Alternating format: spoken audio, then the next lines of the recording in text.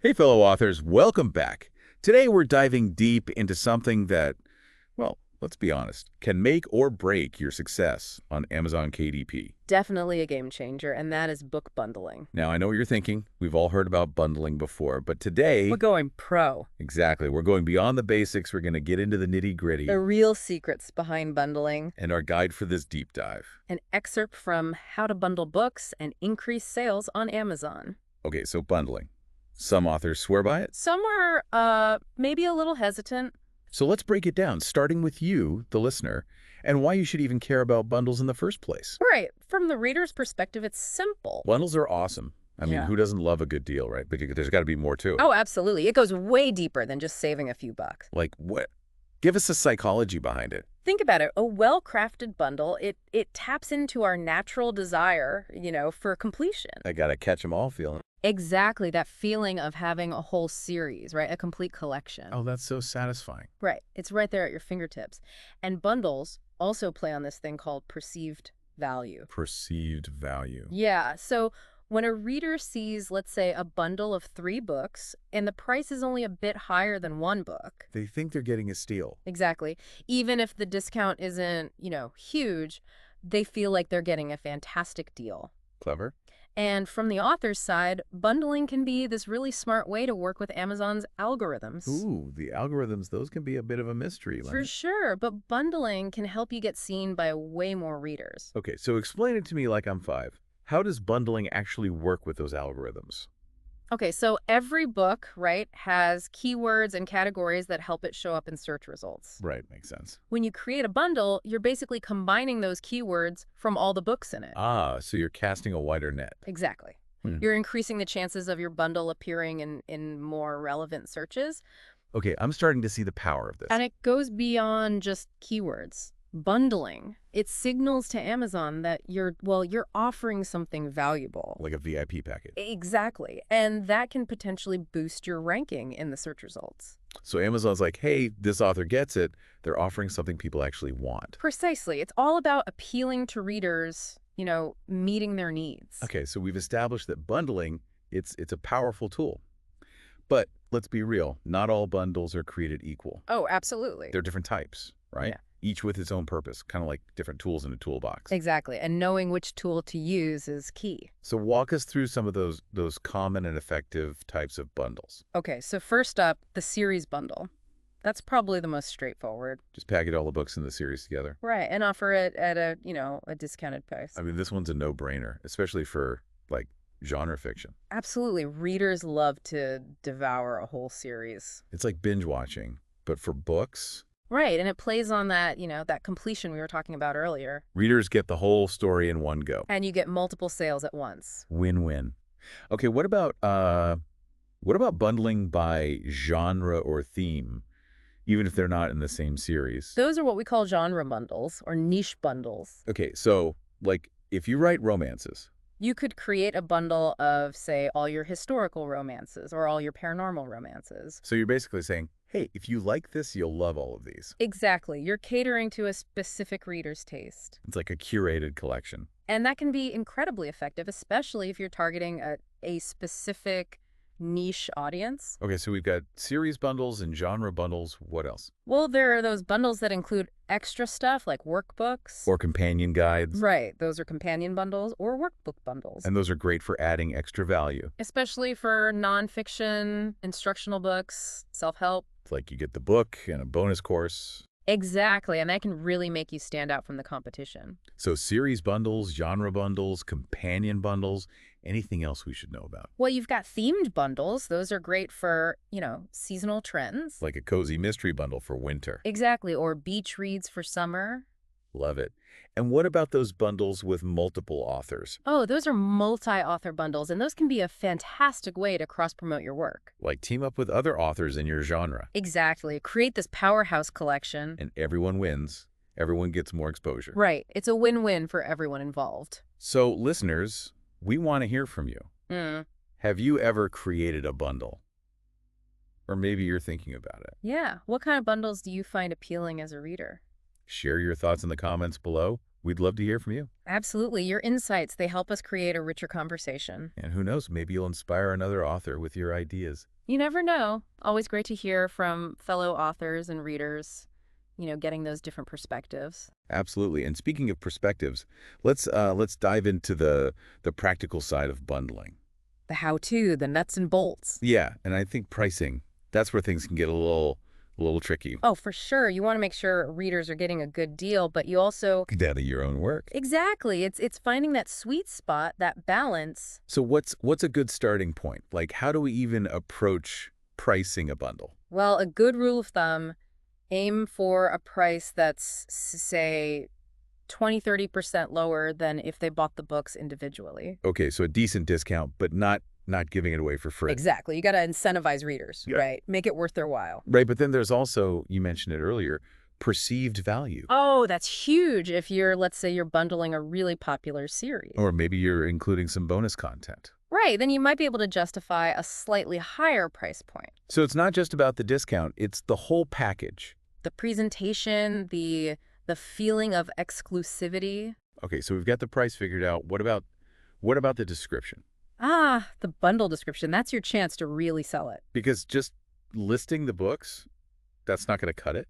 No, you got to treat it like a mini sales page, highlight the benefits. Make them drool. Exactly. Emphasize the value, maybe create a little sense of urgency. Ooh, like a limited time offer. Exactly. And don't forget those calls to action, tell them what to do. Click buy now. Yeah, make it clear, make it compelling. Okay, pricing, check. Description, check. But then there's the whole issue of discoverability. Yes. We don't want our bundle getting lost in the Amazon jungle. Right. How do we make sure people actually find it? Optimization, my friend. Treat your bundle like a separate product listing. Okay, so that means, what, keywords? Keywords in the title, the subtitle, the description. So if I have, let's say, a bundle of dystopian YA novels, You'd want to include keywords like dystopian YA box set. maybe even some popular themes, tropes. Right. And think about those broader categories, too, like teen fiction, science fiction. The more the merrier, right? Yeah. When it comes to keywords. Well, relevant keywords, you want to attract the right readers. Makes sense. It's like you're speaking their language. Exactly. You're making it easy for them to find what they're looking for. Okay, so keywords, categories. What else can we do to boost discoverability? Multiple formats, my friend. Offer your bundle in ebook, paperback. Ooh, and audiobook. Yes. You'll reach a much wider audience. Because some people, they just love the feel of a physical book. Right. And others, they want the convenience of an ebook or the immersive experience of an audiobook. It's like giving readers options, flexibility. And you're also catering to different price points, right? E-books are usually the most affordable. Then paperbacks, then audiobooks, so it gives readers more control. It's all about making it easy for them to get their hands on your work. Exactly. Removing those barriers to purchase. Okay, we've talked about creating the bundle, optimizing it, offering different formats. But then there's Promotion. the big P word, right? You can't just create a bundle and hope people find it. Oh, you got to shout it from the rooftops. So what are some effective ways to promote a bundle? Well, Amazon ads, those are a great place to start. Yeah, target specific keywords, reach readers who are already browsing in your genre. Exactly. And there are platforms like BookBub. They specialize in promoting discounted ebooks. Those are great, but we can't forget about our own platforms. Absolutely. Announce it on social media, in your newsletter. Even mention it at the end of your other books. Yes. Use your existing audience to spread the word. It's like tapping into that loyal fan base you've already built. And if you're part of a multi-author bundle, Cross-promote. absolutely promote each other's work. It's a team effort. So, listeners, we want to hear from you. How do you promote your books? Any tips or tricks you've learned along the way?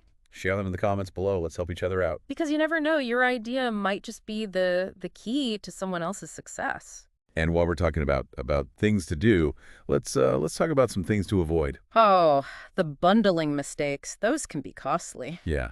What are some common pitfalls that authors should watch out for? Well, one of the biggest ones I see is creating bundles that are just too complex. Too complex. What do you mean by that? Sometimes authors, they try to cram in too many books thinking that more is always better.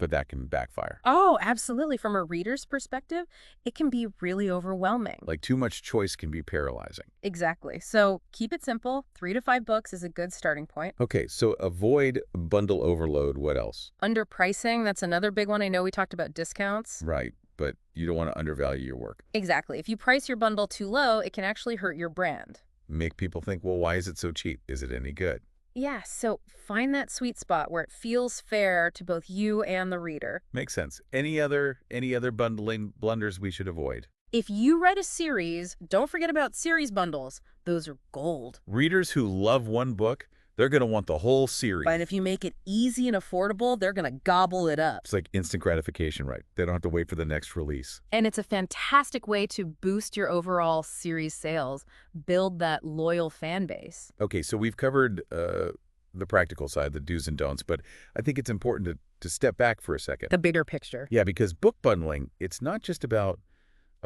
immediate sales. It's about building your author brand. Oh, tell me more about that, because that's fascinating. Think about it. When you offer bundles, you're saying, hey, I get you. I value your time and your money. You're showing that you understand your readers. And that builds trust. It builds loyalty. It's like you're creating a community around your books. Exactly. And that sense of community, it's incredibly rewarding. I love that it's more than just a transaction, it's a connection. It's about building something lasting, something meaningful. And I think that speaks to a bigger principle, beyond just self-publishing.